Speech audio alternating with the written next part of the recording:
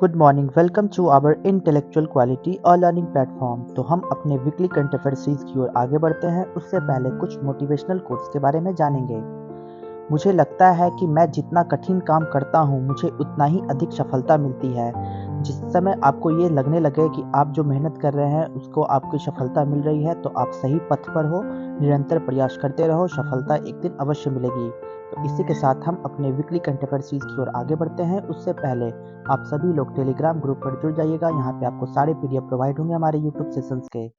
तो चलिए 4 फरवरी से लेकर 10 फरवरी 2024 के सारे करंट अफेयर्स को हम कवर करेंगे, तो वीडियो के अंत तक बने रहिएगा।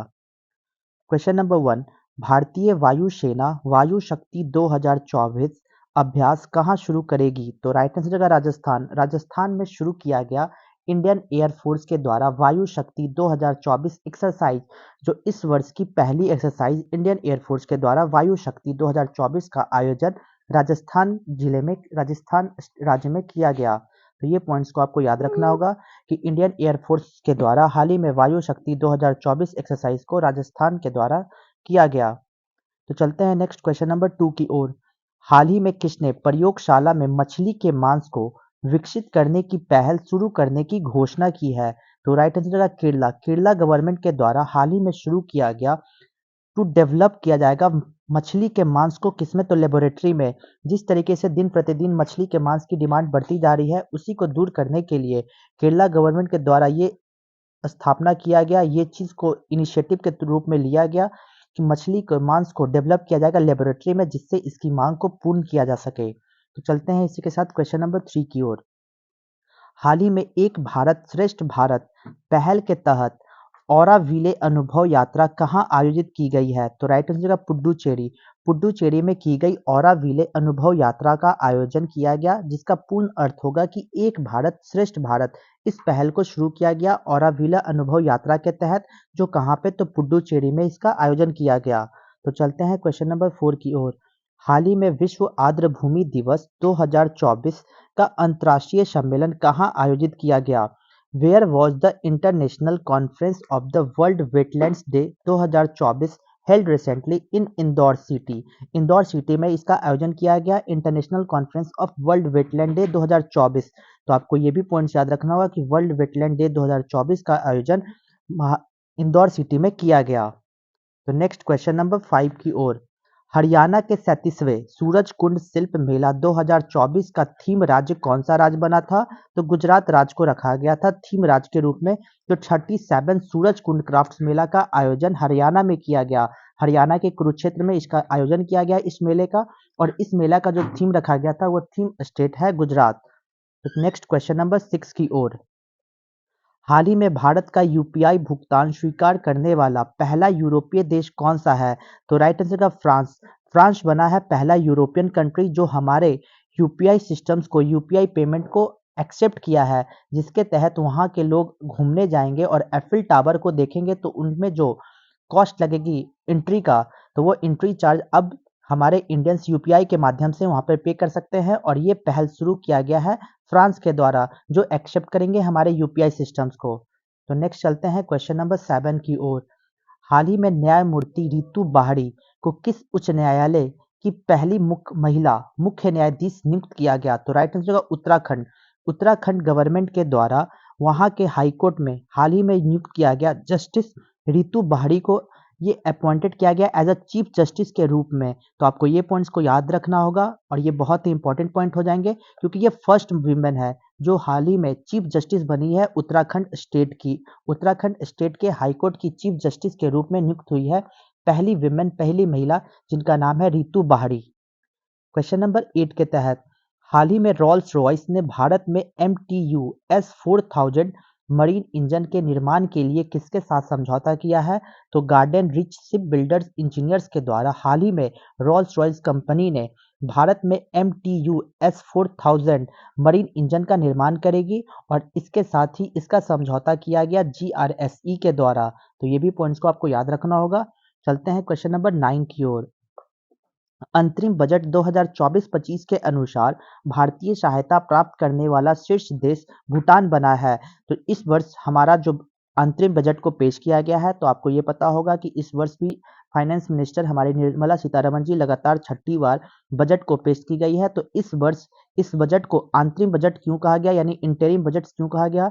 तो इसलिए इस बजट को इंटरिम बजट कहा गया क्योंकि इस वर्ष लोकसभा का चुनाव है और जिस वर्ष भी लोकसभा का चुनाव होता है तो उस वर्ष में पूर्ण बजट को प्रस्तुत नहीं किया जाता है, उस समय अर्ध बजट को प्रस्तुत किया जाता है जिसे अंतरिम बजट कहते हैं।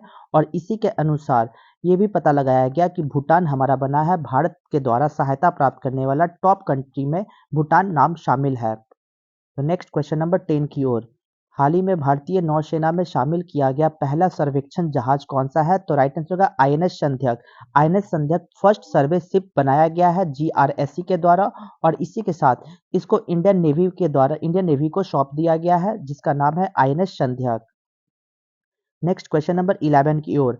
हाल ही में विश्व कैंसर दिवस 2024 कब मनाया गया है? तो राइट आंसर का 4 फरवरी। 4 फरवरी को हर वर्ष वर्ल्ड कैंसर डे 2024 को आयोजन किया गया और हर वर्ष हम लोग 4 फरवरी को ही वर्ल्ड कैंसर डे के रूप में सेलिब्रेट करते हैं। तो इसका उद्देश्य ये है कि जिस तरीके से इस स्थिति में पूरे दुनिया भर में कैंसर की बीमारी को तेजी से बढ़ता जा रहा है तो इसी के रोकथाम के लिए वर्ल्ड कैंसर अवेयरनेस डे के रूप में सेलिब्रेट किया गया, जिससे लोगों को ये बताया जा सके कि कैंसर से होने वाली बीमारी को जिस जिस चीज़ से भी कैंसर होती है उसका सेवन कम किया जाए और ये हर वर्ष 4 फरवरी को सेलिब्रेट किया जाता है। Question number 12। हाल ही में sports journalist federation of India द्वारा किसे स्वर्ण पदक से सम्मानित किया गया? तो राइट आंसर का मिल्खा सिंह। मिल्खा सिंह को मरणोपरांत सम्मानित किया गया गोल्ड मेडल से। किसके द्वारा? तो sports journalist federation of India के द्वारा मिल्खा सिंह को सम्मानित किया गया गोल्ड मेडल के रूप में। तो ये पॉइंट्स को आपको याद रखना होगा और साथ ही मिल्खा सिंह को फ्लाइंग सिख के नाम से भी जाना जाता है। Question number 13।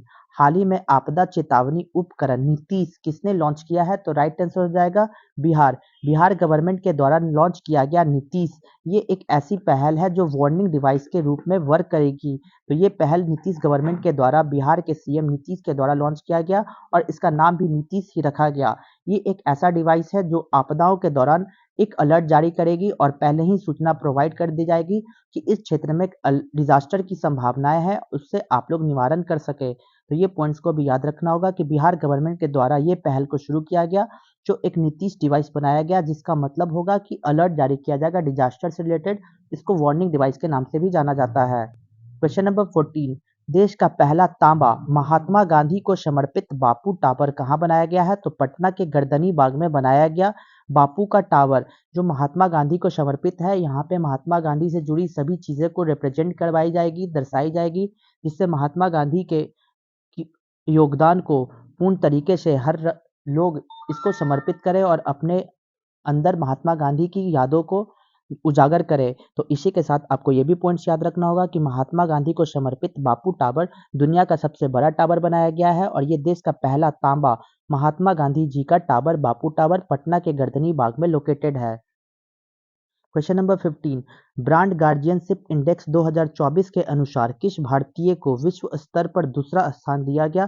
तो राइट आंसर है मुकेश अंबानी। मुकेश अंबानी को दिया गया as a brand guardianship index 2024 के रेंज में इंडेक्स जारी की गई और इसके अकॉर्डिंग इंडिया के सेकंड ग्लोबली इंडस्ट्रीज के रूप में मुकेश अंबानी जी उभर के आए हैं।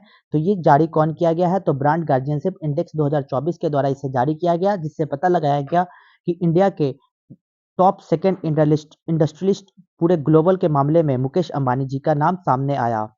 Question number 16। हाल ही में कामाख्या कॉरिडोर परियोजना की आधारशिला कहाँ रखी गई? तो राइट आंसर का असम।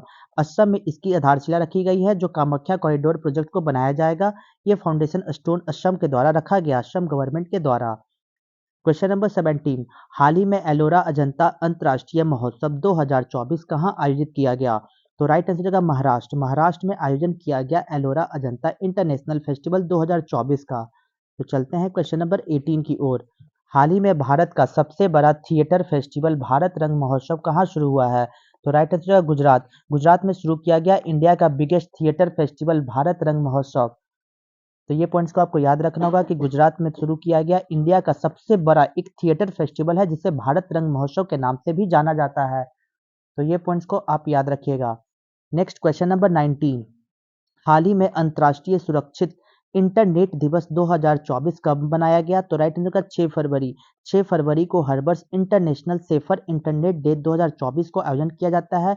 इसका पूर्ण अर्थ होता है कि जिस तरीके से इंटरनेट की योग्यता, इंटरनेट की पूरी तरीके से फैली जा रही है, तो उसको सुरक्षित किया जाए, जिससे लोग यहाँ से अपने डाटा को सेव कर सके। तो इस वर्ष 6 फरवरी को हर वर्ष मनाया जाता है इंटरनेशनल सेफर इंटरनेट डे के रूप में। Next question number 20।